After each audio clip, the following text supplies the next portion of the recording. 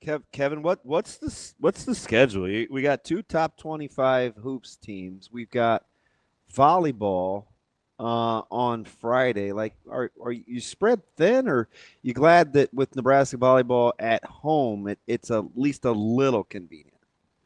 Yeah, volleyball at home definitely changes the game from a schedule standpoint, coverage standpoint here in Lincoln. I guess I would answer by sounding like a coach.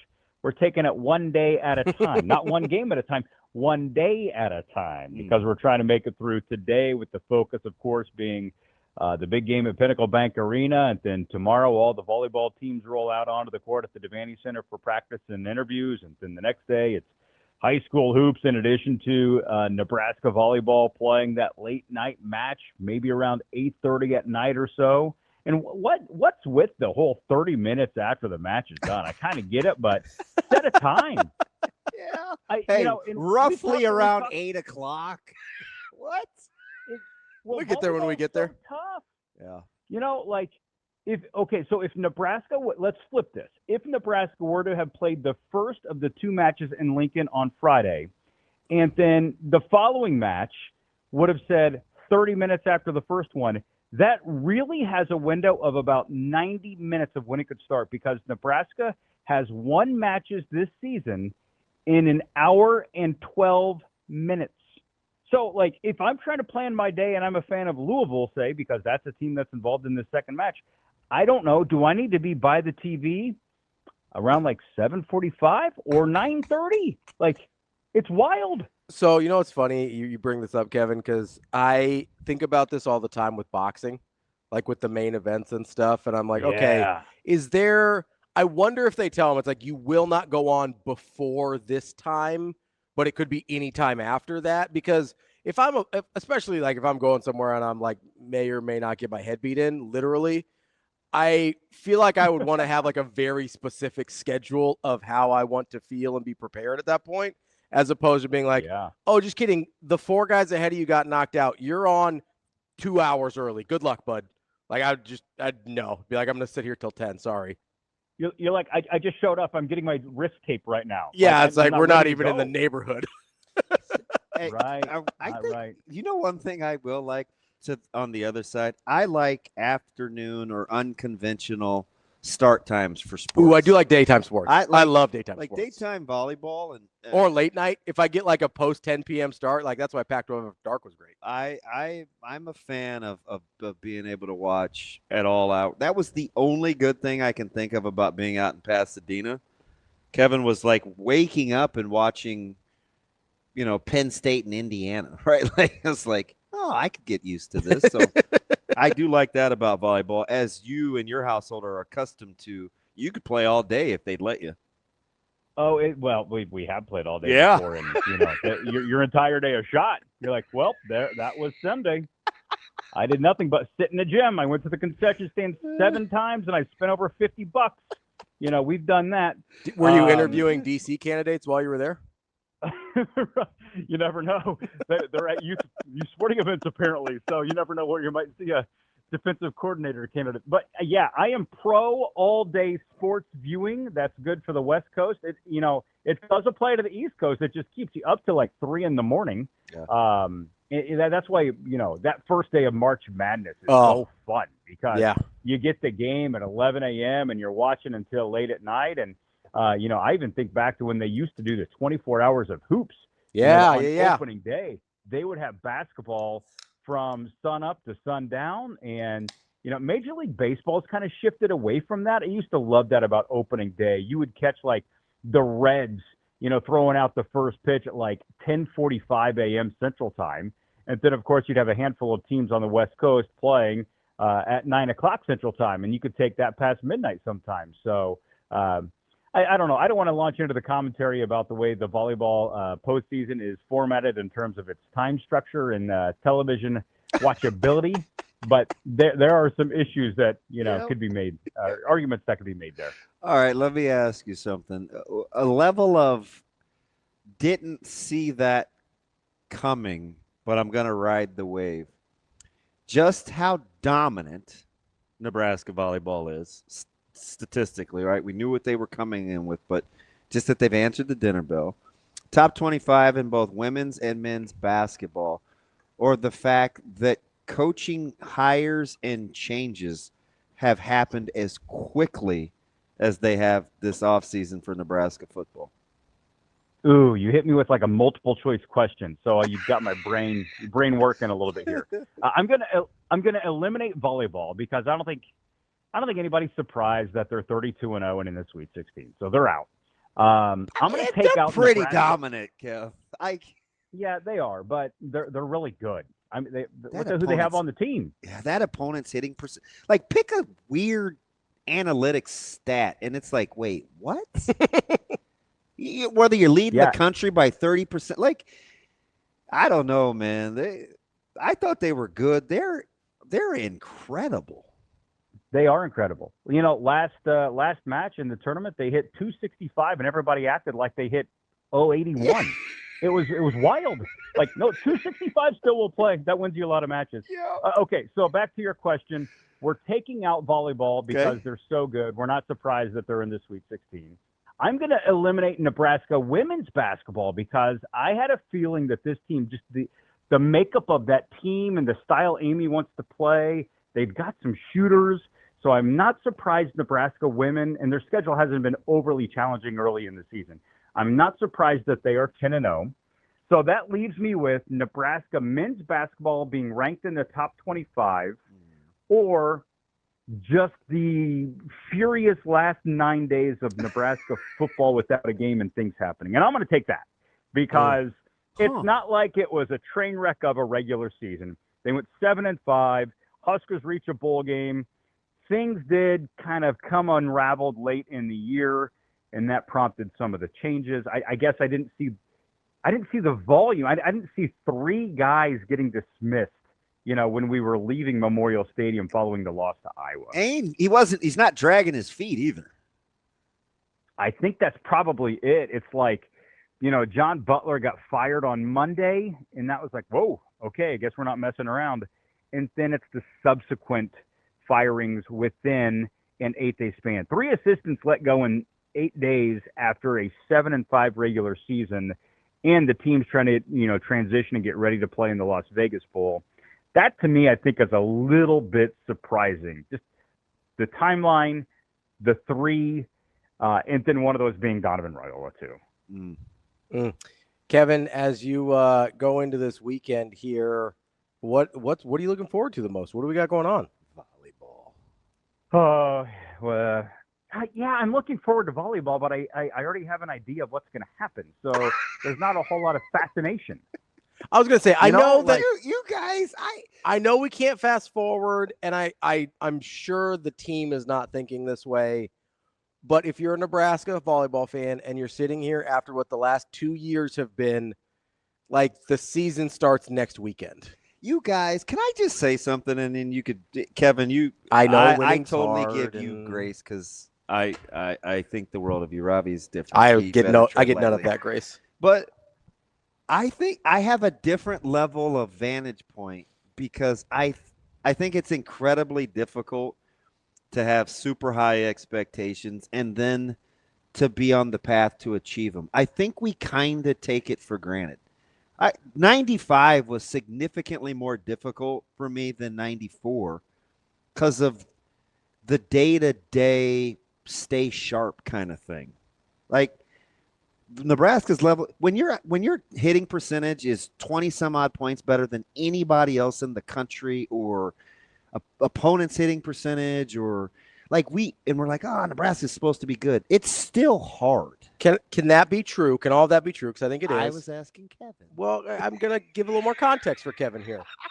Can that be true? Thank you, Ravi. Oh, give me some depth here. Can that be true for the team and the fans and for everybody?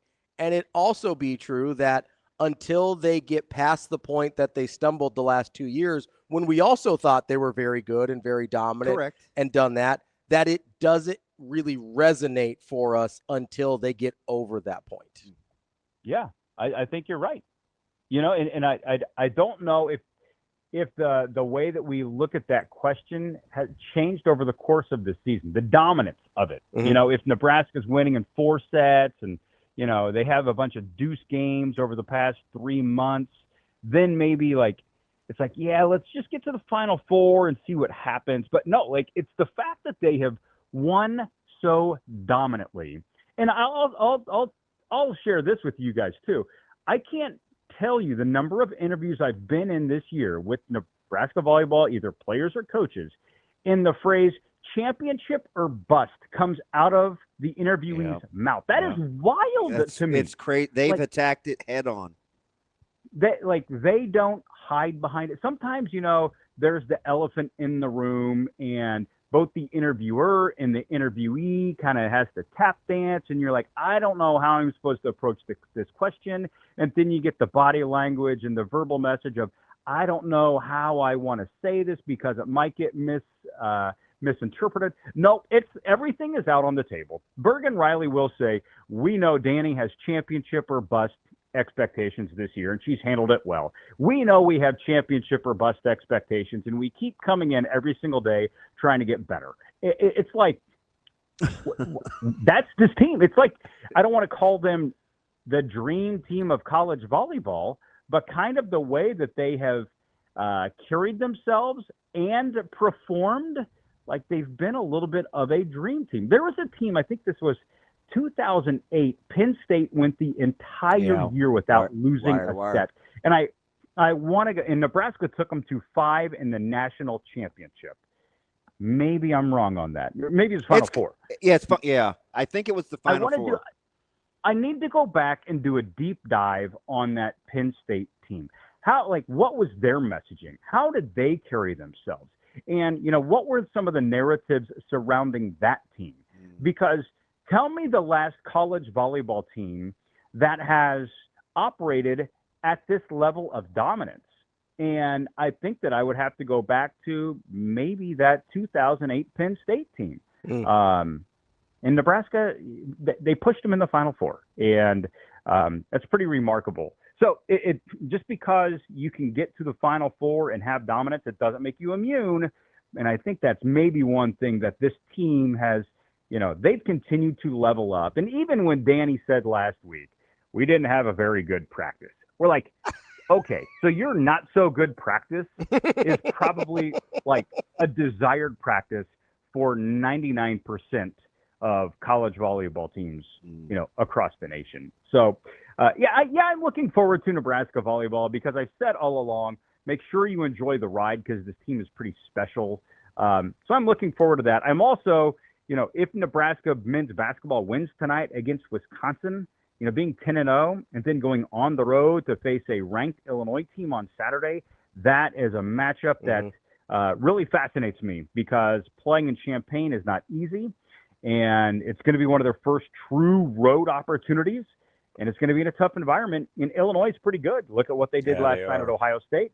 And then, they beat Tennessee over the weekend in Nashville. And so I 3 o'clock Saturday. So I'm really happy that volleyball is playing on Friday and Sunday because it opens up the window to watch some hoops on Saturday. Yeah, I don't want to fast forward just because, I watched Wisconsin and Marquette the other day. And listen, Marquette's struggling and struggled against Valpo, and Wisconsin scored 96 on them. It's a super tight line tonight, even though it's at home.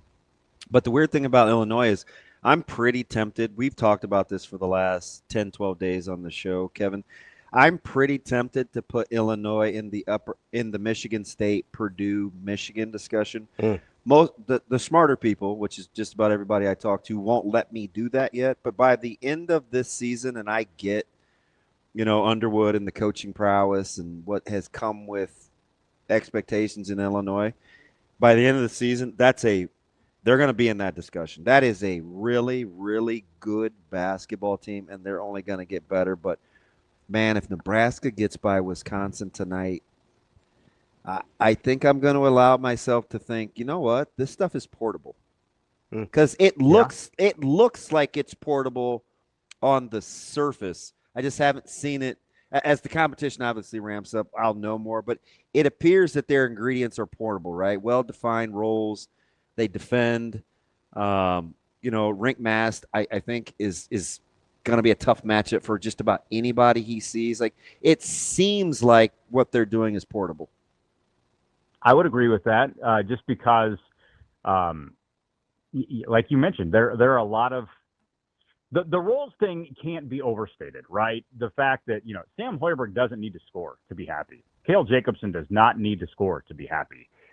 My question is, as they get into the Big Ten, the defense of the opponent is going to get a little bit better, and there's going to be close games. Who's getting the ball in crunch time? And it can't just be we're going to give the ball to Rink. You have to have option B, and I would assume that's Price Sanford. Can you score in crunch time? And I think one thing that's going to be really important tonight against Wisconsin is you have to limit second chance opportunities. You can't let them get offensive rebounds, because if you give them extra possessions, then it's going to be a really it's just going to be tough to try to beat the Badgers in that regard. But what helps, I think, with this matchup, I would think the coaching staff would feel the same way, is I think Wisconsin is a little bit similar to Kansas State. John Blackwell, he's a bucket. So is PJ Haggerty. I think that there's some carryover for what they did against Kansas State to Wisconsin.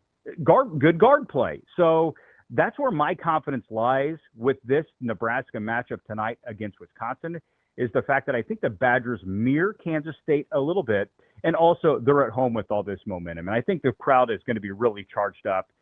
8 o'clock tip-off, Wednesday night, Pinnacle Bank Arena, Huskers coming off the win against Creighton.